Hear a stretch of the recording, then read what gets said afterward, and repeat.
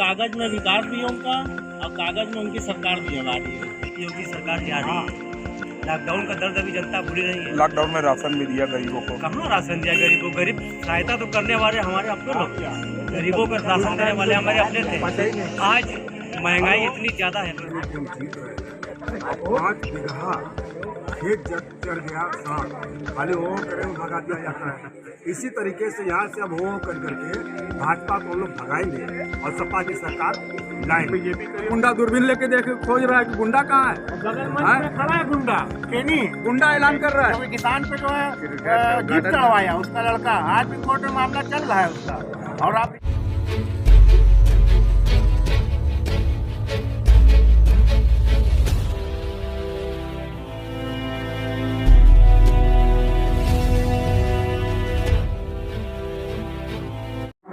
नमस्कार, सत श्री अकाल। 2022 के चुनाव को लेकर यूपी में जो घमासान मचा हुआ है उसको देखते हुए बनारस में हमने यहाँ पर लोगों की राय जानने के लिए निकले कि कौन इस साल इस 2022 का सरताज कौन होगा। आइए हम किसान अहमद भैया 2022 में सरकार जो आ रही है तो किसकी आएगी? किसकी आएगी वो सारे लोग जानते हैं, या आप भी जानते हैं, या आप बस कहें नहीं भैया, हम नहीं जानते, नहीं कह सकते। आपका दिल जानता है कि समाजवादी पार्टी की सरकार पूर्ण बहुमत से आ रही है। बीजेपी कह रही कि हमारी आ रही है सरकार पूर्ण बहुमत से। कागज में विकास भी उनका और कागज में उनकी सरकार भी आ रही है। क्यों?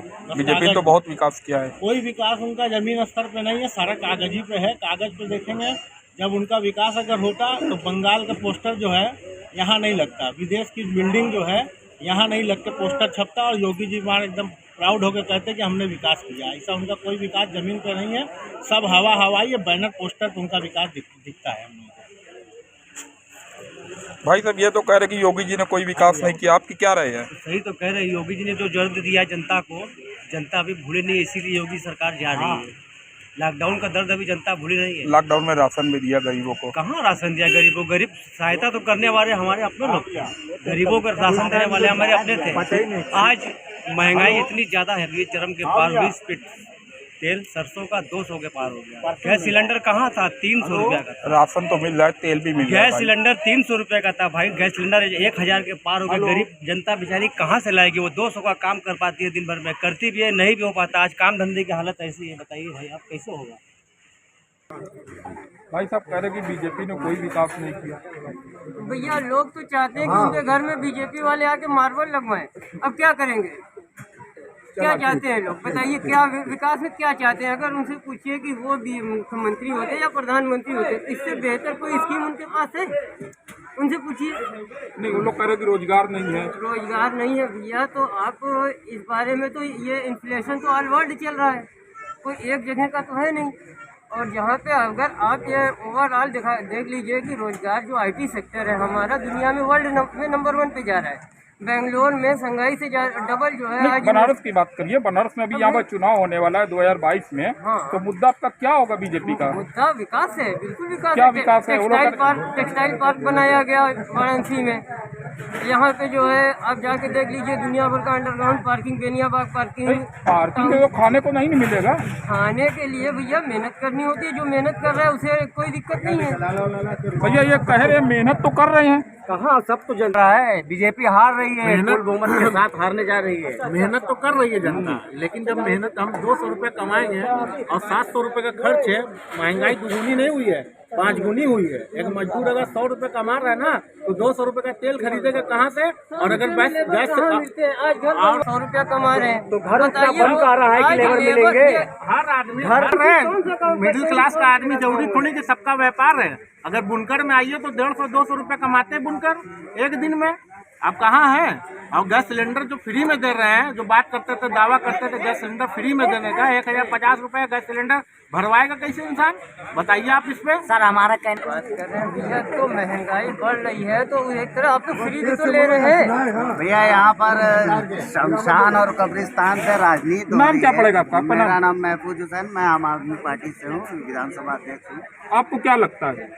हमें ये लगता है कि यहाँ देखिए शमशान और कब्रिस्तान वाली राजनीति हो रही है, इसी में लोगों को उलझाया हुआ है। एक बात हमें बताइए, इसी में एक बात हमें बताइए। चलिए मान लीजिए 5 साल तो बीजेपी की गवर्नमेंट है, क्या इसके पहले सब कलेक्टर, IAS अधिकारी, दरोगा, पुलिस और सब मतलब बहुत खुशहाल थे? अरे भाई नहीं, क्या थे? दूसरी सरकार को दूसरी सरकार को जनता ने उसके करनी पे हटा दिया। वहाँ उसमें भी बताया गया गुंडा राज है, जंगल राज है, ये है वो है। अब आपको मौका मिला तो अपराध बढ़ क्यों रहे हैं भाई? अपराध बढ़ क्यों रहे हैं? शिक्षा का मॉडल देख लीजिए आप, बिजली देख लीजिए, पानी देख लीजिए, हर चीज पे टैक्स बढ़ता जा रहा। अभी बजट आया, बजट में देख आम आदमी लीजिए। पार्टी का मुद्दा क्या अगर वो सपा में आती है तो? बिल्कुल, हम अच्छे मुद्दे लेके आए हैं, मुद्दों पर चुनाव लड़ रहे हैं और हमेशा मुद्दों पे ही चुनाव लड़ते हैं। हम फ्री में शिक्षा देंगे, दिल्ली मॉडल की तरह शिक्षा देंगे। जो सरकारी स्कूल है वो प्राइवेट स्कूलों से बेहतर बीजेपी कह बनाएंगे रही है कि उसको। पैसा कहाँ से ला के देंगे वो? भाई इतना बड़ा प्रदेश है, इतना बड़ा बजट है। दिल्ली में भी तो आखिर 30,000 का बजट था, आज हमने 60,000 बजट कर दिया। और दिल्ली ही एकमात्र एक ऐसा शहर है, प्रदेश है जो कि फायदे में चल रहा है। पूरे हिंदुस्तान में सिर्फ एक ऐसा प्रदेश है। हम तो बिजली फ्री देंगे, पढ़ाई फ्री देंगे, तो आप क्या कहते हैं इस पर? सबसे पहले तो मैं अपना परिचय बताऊँ। मैं पूर्व पार्षद आयशा फारूक सपा से। जैसे पहले हमारे भैया जी ने बताया, तो सबसे पहले ये 5 किलो गल्ला दे करके हमारे योगी जी जो इतना मस्ती जार रहे हैं कि हम जीत रहे हैं, और 5 बीघा खेत चढ़ गया सांड, खाली हो करे वो भगा दिया जाता है। इसी तरीके से यहाँ से अब हो कर करके भाजपा को हम लोग भगाएंगे और सपा की सरकार लाएंगे। बीजेपी करिए पूरे बहुमत से आए। भाई हमारा मतलब है कि आदमी हम कहते कि हम बड़ी बहुमत से आए थे, इसका मतलब ये नहीं कि हम जीत रहे हैं अपनी पार्टी। रह गया कि हम सपा की सरकार बना रहे हैं। कितनी सीट ला रहे हैं सपा? देखिए सपा की बात 300 के पास।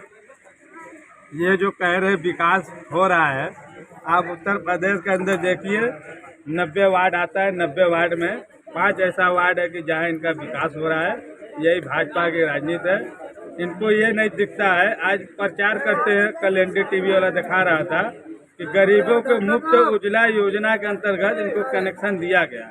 आज जाके देखिए मिर्जापुर, बलिया, ये सब गांव में 95% लोग सिलेंडर उड़ा गया है, भरवा नहीं रहा है, उनके पास पैसे नहीं है। और ये एहसान जताते हैं कि हमने 5 किलो राशन दिया। राशन किसका है? चलिए, समाजवादी की सरकार बताइए, इनके पास क्या है? हमारी सरकार वादा की अगर सरकार बनती है तो आपको 6 से 35 रुपये का सिलेंडर देंगे। ये समाजवादी पार्टी ने वादा कर दिया। ये देखिए, इसके पहले क्यों नहीं दे पाए थे? इसके पहले भी तो सरकार थी। जब से इनकी सरकार आई, गरीबों का मतलब सारा सामान लूट लिया। हाँ, ये जो कह रहे विकास की बात, एक चीज का विकास हुआ है, इनके राज में पेपर का खूब बिक्री हुआ है। ये फोटो कॉपी करा के लिया, वो फोटो कॉपी लिया, यही इनका विकास हुआ है। जो लोग आज इंग्लिश में नाम नहीं जानते रहे, थोड़ा सा इनके विकास से लोग नाम भी जानने लगे। यही इनका विकास है। भैया देखिए, सबकी बातों को आपने सुना है। एक बार वाकई उत्तर प्रदेश की जनता तो परेशान है, बदलाव चाह रही है, बदलाव होने जा रहा है। जैसे कि अभी भाई साहब ने कहा कि नौकरियों की कोई कमी नहीं है, IT सेक्टर वगैरह। तो देखिए, आज जो देश की मुद्रा है, जो जब कभी मनमोहन सिंह जी की सरकार में 8 और 9% आज -40.39 पे चला गया। जब हमारा मुद्रा स्थिति नहीं, हमारी जब वही मजबूत नहीं है, तो कैसे विकास होगा? जब पूर्व में जब 373 रुपये सिलेंडर मिल रहा था, आज 1000 मिल रहा है, तो पहले तो कम ही था। तो अब कर रहे कि सरकार क्या उसको भरवाएगी? कांग्रेस की सरकार आ रही है तो 3 बहुमत से आ रही है। ये देखिए, और कांग्रेस साफ है, इनका ख्याली पुलाव है। कांग्रेस के जो मुद्दे हैं वो जनहित के मुद्दे हैं, और उस मुद्दे पे जब सरकार ले बनाने जा रहे हैं, तो हाँ, मौका तो कमी पड़ी तो अपनी सहयोगी पार्टियों से हम उनको लेकर सरकार बनाएंगे।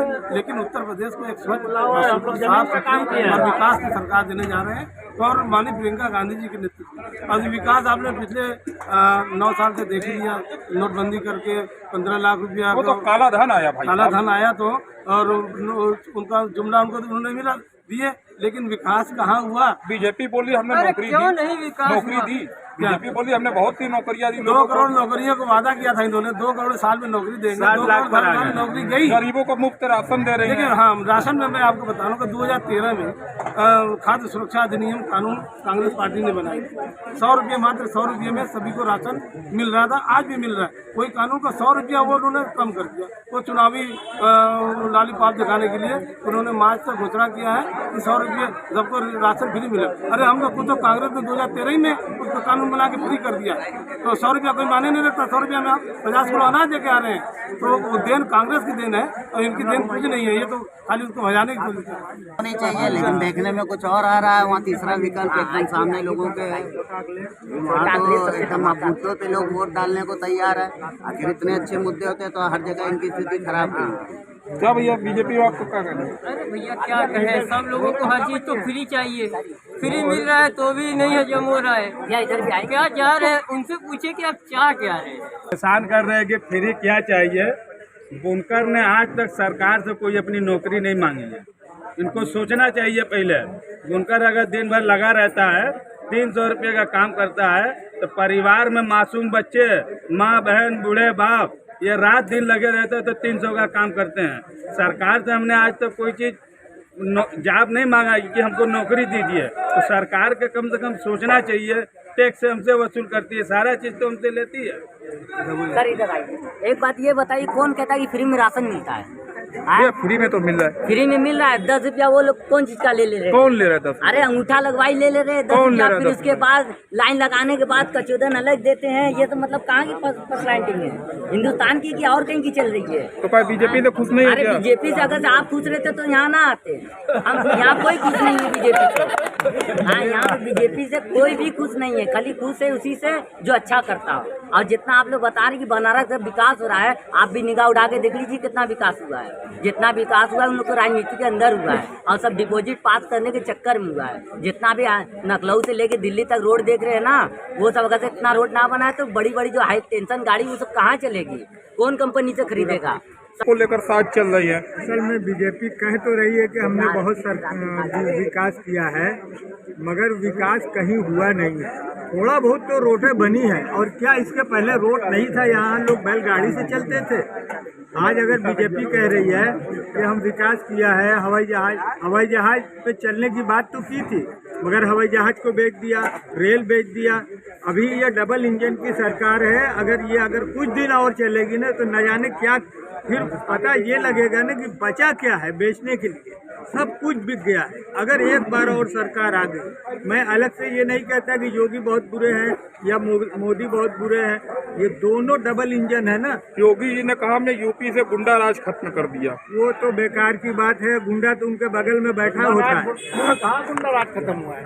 गुंडा तो क्रिकेट खेल रहा है, 25,000 इनामी जौनपुर में।